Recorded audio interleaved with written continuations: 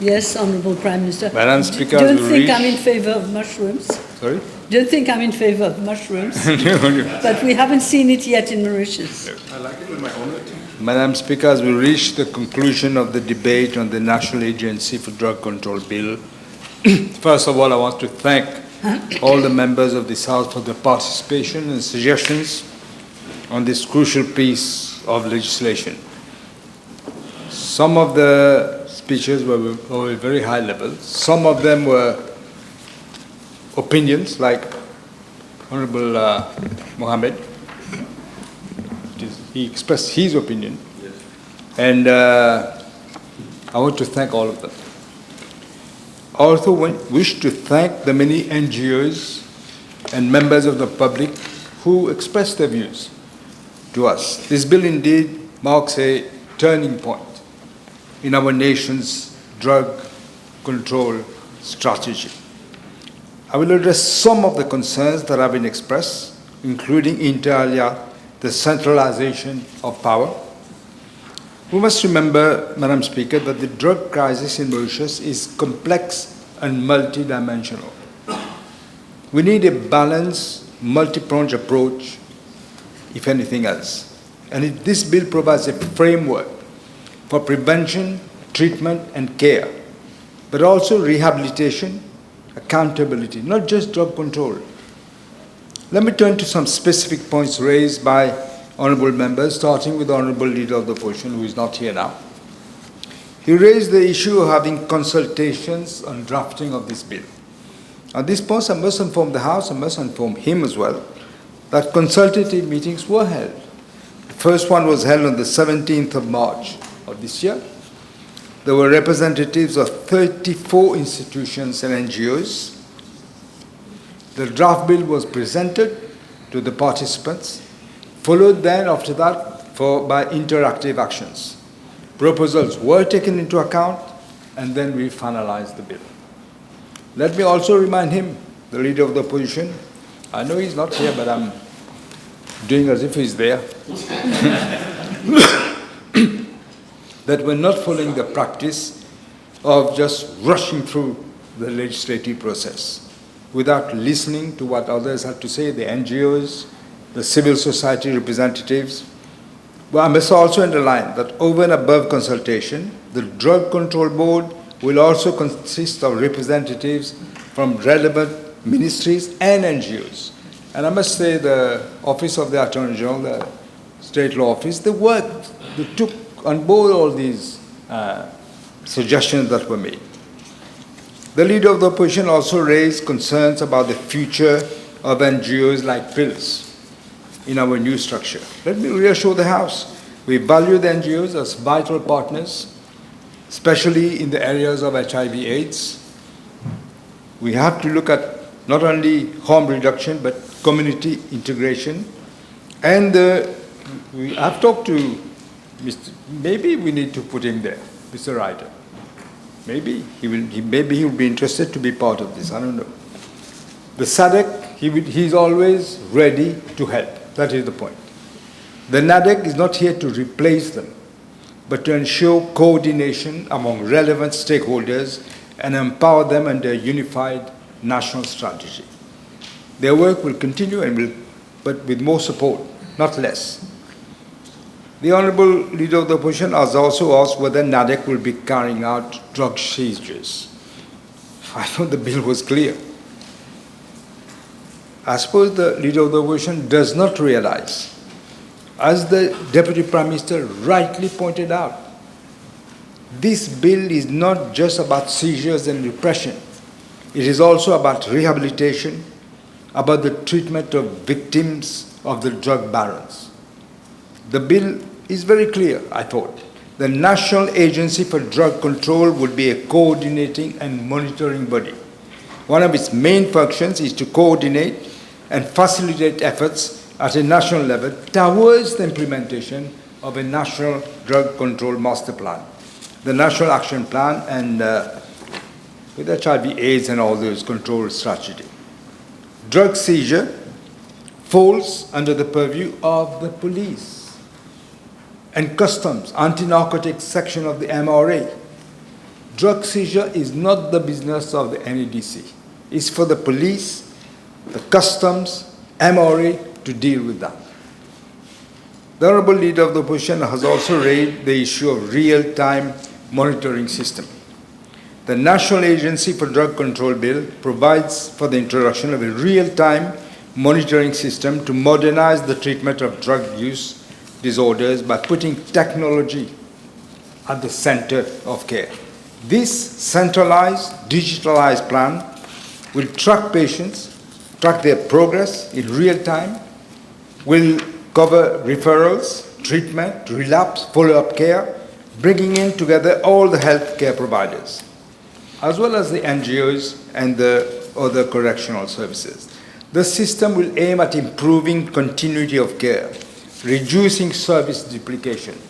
Very often we see that, and supporting evidence-based decision. It must be evidence-based. We cannot say just because we think something. We need the evidence. It will also strengthen the National Drug Observatory's ability to monitor outcomes and address gaps, offering a more transparent, coordinated, and effective response to drug dependence. Madam Speaker, with regard to the question whether the definition of drugs under Section 7B of the bill includes precursor chemicals, I wish to inform the House that this is already catered for under the Dangerous Drug Act, under the 4th schedule. However, under NADC's mandate, the Supply Reduction and Coordination Division will work in close collaboration with law enforcement to monitor, regulate, intercept trafficking and misuse of precursor chemicals. The Leader of the Opposition has also expressed skepticism regarding methadone maintenance. He referred to it as another form of dependency. I was really surprised. I don't know where he gets all these ideas. We must not confuse treatment with abandonment. Methadone, when properly administered, has been endorsed by the World Health Organization as the gold standard for opioid pharmacotherapy. Unlike illicit drugs, methadone is regulated. Its effects are predictable, allowing users a chance to reintegrate society, hold jobs, rebuild families, and live with dignity. But as I say, it must be properly administered. That is the point. Anything else, it's the same for any medicine. If you were to take 16 Panadols, the doctors will do, you'll get into a lot of trouble. You have to know the dose. You have to regulate. Of course, tapering and exit strategies are part of the long-term rehabilitation plan. But again, this must be guided by evidence and nothing else. Let me also highlight the WHO, what the WHO recommends.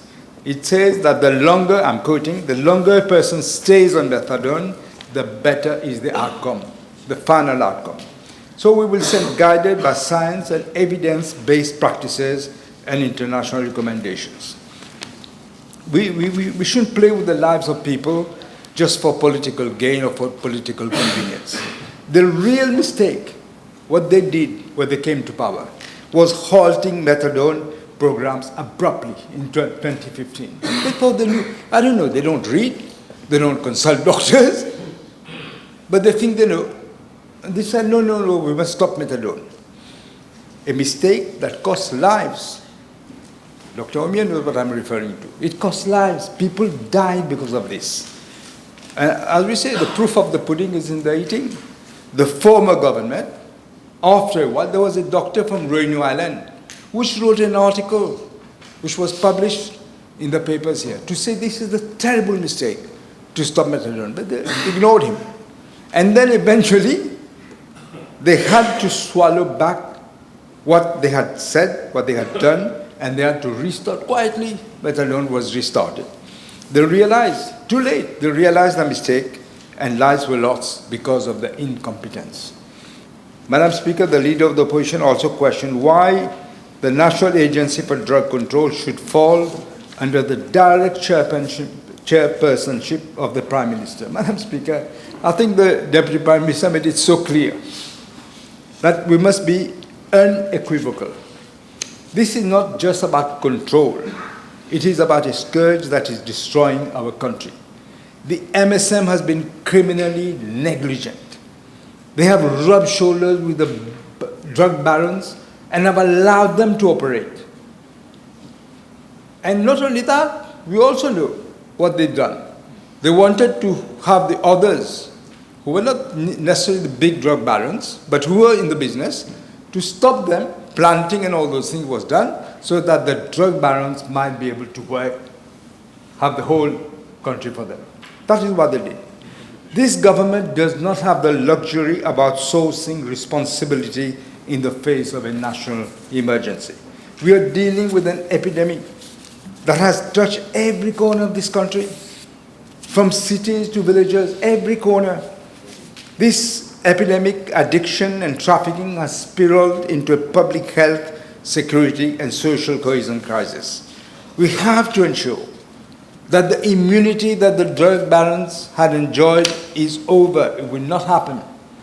This is why it is me, the Prime Minister, who should lead it, together with the Deputy Prime Minister and the other ministers. I think there will be 16 ministers in all, I think you mentioned. And also NGOs, the police, ADSU, etc. Let us not forget that under the previous regimes, responsibility was scattered. I don't know whether it was done on purpose, it was diffused, it was scattered, nobody knew what they had to do.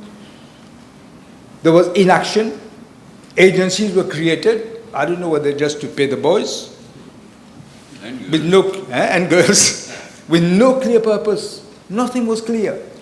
Commissions, authorities were formed and ignored. The Commission of Inquiry, we saw what happened. And also known traffickers were allowed to walk free. This will not happen under this government. Never, never, never. Mean business, on va être, comme je l'ai dit dans le passé, intransigeant, Madame la Présidente. The Honourable Leader of the Opposition also raised the issue of certificate of character to small drug users. We ourselves have said, we will relook at the issue of character certificates in entirety. I think it is not right, again it's an opinion, that a sword should hang upon somebody's head during his lifetime. We should relook at this. With regard to concerns relating to setting up of a drug control board and a National Drug Control Commission, I wish to inform the House that both instances have been clearly defined with complementary responsibilities. I will propose amendments at committee stage to delete section 4 of the Act, re-lettering it, the telegraph accordingly as I've circulated. And it is not the function of the National Drug Control Commission, in fact, to collect and analyze data. This is provided for in section 8(v)(5) as the function of the National Agency for Drug Control. Let me also address the issues raised by Honourable Lugovin. She proposed that the Minister of Tourism be added in the first schedule. I would like to point out that section 3F provides for the Prime Minister to designate other ministers. The problem is we have 16. I know tourism is very important in this, but we have already 16 ministers plus the Prime Minister. But I have the possibility of co-opting the Minister of Tourism as when the need arises. Honourable Lugovin also raised the need to have a rapid test to allow the police to detect drugs. I wish to assure the House and the Honourable Member that the police will be provided with all the necessary equipment as we are reorganizing FSL, because we want quick results. At the moment, the Honourable Member is absolutely right. It's taking ages to get results. But how can you deal with drugs when you can't have the results? It has to be very, very fast. And this is what we are going to concentrate upon. With regards to the issues raised by Honourable Kira pertaining to the role of the National Drug Secretariat and National Aid Secretariat, I wish to inform the House that the general role of the National Drug Secretariat will be taken over by the NADC. However, the following responsibilities of the National Drug Secretariat will be integrated at the level of my office, that is, reporting to international institutions, namely the African Union and UNODC. It will act as a focal point to liaise with national focal points of other countries and the publication of quarterly and annual reports. As for the National AIDS Secretariat, its role will be taken over by the HIV/AIDS Prevention and Care Coordination Division of the agency. Regarding the proposal of Honourable Kiran for a referendum to be held for the legalization of cannabis, as the House is aware, provision is not made in the law for the organization of a referendum on such matters. And in any case, we have to be very careful with referendums. They have drawbacks. Very often it reduces the debate because the answer is either yes or no. It reduces the debate while this is a complex issue. Madam Speaker, amidst the ongoing national and international debates on drug policy, the distinction, what Honourable Shakil Mohammed has laid emphasis on depenalization, discriminalization, and legalization of cannabis for personal use is both significant, but it is a debate that we must have. Everybody has an opinion. Let me clarify the distinction in the definitions of depenalization and legalization. Depenalization means removing criminal penalties for possession and personal use of small amounts of cannabis. Depenalization means that while the substance remains illegal, it still is illegal. Individuals are not imprisoned or criminally prosecuted. Instead, they may receive warnings or fines or be referred to health services. A model which upholds depenalization aims to reduce pressure on the justice system and shift the focus towards the health and social support. While on the other hand, legalization means the use, possession, possibility, the cultivation and sale of cannabis under legal, under regulated conditions. Countries like Canada, I think you mentioned, Uruguay, California, the state of California, among others, have adopted this approach. They treat cannabis the same way they would treat alcohol or tobacco, with some safeguards. In Mauritius, cannabis is still listed on as a dangerous drug under the Dangerous Drugs Act. However, the introduction of the Drug Users Administrative Panel under Section 34(2) of this Act makes it evolution in our national drug control strategy, reflecting human rights-based approach for people who use drugs. The government remains firm on combating drug trafficking and protecting public health, and is increasingly open, but again, to evidence-based policies. There's room for dialogue. Even for cannabis, there's the debates. Some people say it is still dangerous. We have to look at the evidence. There is room for dialogue on whether depenalization combined with enhanced treatment services could offer a more effective and human strategy. But we have to debate. We cannot have a fix made up our mind now. We have to debate. With regard to the query raised by Honourable Edouard on the provision for Rodrigues to be represented at the Drug Central Board, I reflected on his suggestion. I spoke to the Deputy Prime Minister and the Attorney General, and I thank him because I think it's a valuable, what he said is very valid. And I also thank Honourable Henriette Mananbo. I was listening to your speech in my office to have commented on this. It is a very valid, there is a risk that from time to time, I think we will propose an amendment later on at committee stage at clause 3 to ensure that the Chief Commissioner of Rodrigues is represented on the Drug Control Board. It makes sense that Rodrigues is fully on board and all the time, instead of whenever may, as we said, may. Tailored initiatives will be implemented in Rodrigues, including school prevention programs, community outreach, and targeted media campaigns. Healthcare services will expand to include methadone treatment and real-time monitoring at the Rodrigues Regional Hospital. Harm reduction measures for HIV/AIDS and youth engagement programs will also be introduced. Madam Speaker, today we are making history. It shows, as the Deputy Prime Minister said, that unlike the MSM, we intend to take the bull by the horns. We will not shy away from the decisions we have to take. We are, through this legislation, establishing a modern, coordinated and compassionate system to address one of the greatest public health and security threats of our time. Let us rise above these trying to score political points and act decisively. Let us shield our youth, our families, our society from the odious and nefarious effects of drugs and drug traffickers. The National Agency for Drug Control positions Mauritius as the trailblazer in adopting a comprehensive and multi-sectoral approach to drug use, prevention, treatment, rehabilitation, harm reduction, and drug control. And we have chosen two well-known personalities, not anybody. Mr. Sam Lotan, former minister, is known for his determination to combat drug abuse. He was threatened in the past. I'm sure he's going to be threatened again. But he's well known for that. There's nothing that will make him move an inch. And his Dr. Faisal Soliman, who's a graduate of Hopkins University. I don't know how many of you know about Hopkins University. You don't get there if you're no good. That I can tell you for sure. His CV speaks for itself.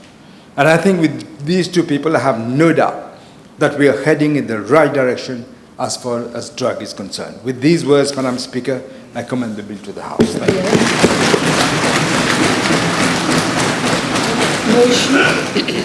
Motion is seconded. Yes. The question is that the National Agency for Drug Control Bill number 6 of 2025 be read a second time. Those in favour say aye. Those against say no. The ayes have it. Now we will move. Public Bills Committee stage. Yes.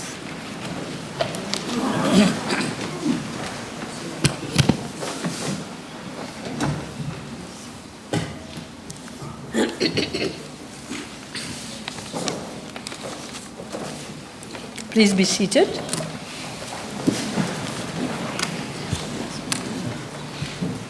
Clause 1, short title. Clause 2, interpretation.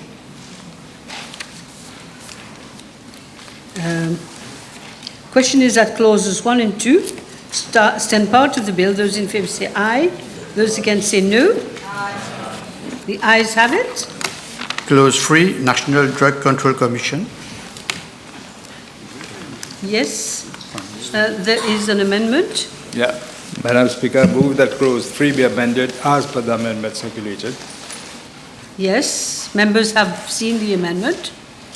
The question is that clause 3 be amended as per amendment circulated. Those in favour say aye. Those against say no. The ayes have it. The question is that clause 3 as amended stands part of the bill. Those in favour say aye. Those against say no. The ayes have it. Clause 4, Functions and Powers of National Drug Control Commission. Again, Madam Speaker, I move that clause 4 be amended as per the amendment circulated. The question is that clause 4 be amended as per amendment circulated. Those in favour say aye. Those against say no. The ayes have it. The question is that clause 4 as amended stands part of the bill. Those in favour say aye. Those against say no. The ayes have it. Clause 5, National Agency for Drug Control. Clause 6, Divisions of NADC. Clause 7, Objects of NADC. Clause 8, Functions and Powers of NADC. Clause 9, Drug Control Board. Clause 10, Meetings of Board. Clause 11, Secretary to Board. Clause 12, Committees. Clause 13, Chief Executive Officer. Clause 14, Coordinator of Division. The question is that clauses 5 to 14 stand part of the bill. Those in favour say aye. Those against say no. The ayes have it. Clause 15, Other Staff of NADC. Clause 16, General Fund. Clause 17, Estimate of Income and Expenditure. Clause 18, Annual Report. Clause 19, Audit Report. Clause 20, Reporting on Activities and Operations of NADC. Clause 21, Protection from Liability. Clause 22, Execution of Deed, Contract or Check. Clause 23, Oath of Secrecy. Clause 24, Confidentiality. Clause 25, Protection of Whistleblowers. Clause 26, Regulations. Clause 27, Consequential Amendments. Clause 28, Commencement. The question is that clauses 15 to 28 stand part of the bill. Those in favour say aye. Those against say no. Aye. Ayes have it. The first schedule. Question is that the first schedule stands part of the bill. Those in favour say aye. Those against say no. Aye. The ayes have it. The second schedule. The question is that the second schedule stands part of the bill. Those in favour say aye, those against say no. The ayes have it. Title and enacting clause. Question is that the title and enacting clause stand part of the bill. Those in favour say aye, those against say no. The ayes have it. The question is that I do report to the House that the National Agency for Drug Control Bill number 6 of 2025 has passed the committee stage with amendments. Those in favour say aye, those against say no. The ayes have it. Yes.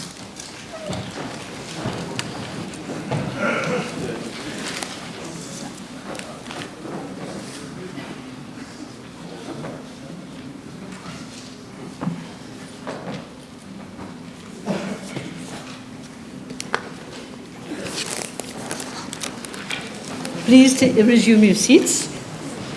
Honourable members, I have to report to the House that the National Agency for Drug Control Bill number 6 of 2025 has passed the committee stage with amendments. Public bills, third reading. Honourable Prime Minister. Madam Speaker, I beg to move that the National Agency for Drug Control Bill number 6 of 2025 be read a third time and passed. Motion needs to be seconded. Yes, Mr. Bagwan, yes. You will then put, I'm putting the question.